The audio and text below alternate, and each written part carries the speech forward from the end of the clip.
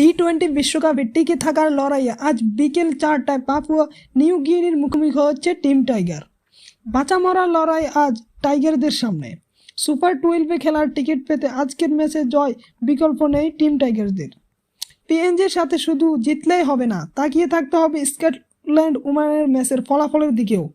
ওই ম্যাচের পরে নির্ধারিত হবে কোন দুই দল যাচ্ছে সুপার 12-এ। এজন্য আসলেই একদিনে দুই ম্যাচ টাইগারদের। এর আগে পাপুয়া নিউ গিনির খেলোয়াড়রা মাঠে ঘাম জড়াচ্ছেন বিশাল বিশাল ছক্কায়। বাংলাদেশকে কোনোভাবেই ছাড় দিতে নারাজ টিম পিএনজি। অন্যদিকে বাংলাদেশ দল অনুশীলনে আসেনি, সাংবাদিকদের বসিয়ে রেখেও সংবাদ সম্মেলনে আসেননি দলের কোনো খেলোয়াড়।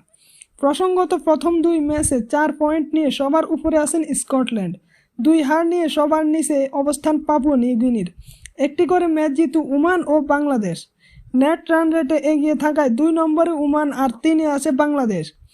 আজকের খেলার ফলাফলের উপর নির্ভর করছে সুপার 12-এ যাবে কোন দুই দল। আপনি কোন দল যাবে বলে মনে করেন সেটি কমেন্টে জানাবেন অবশ্যই।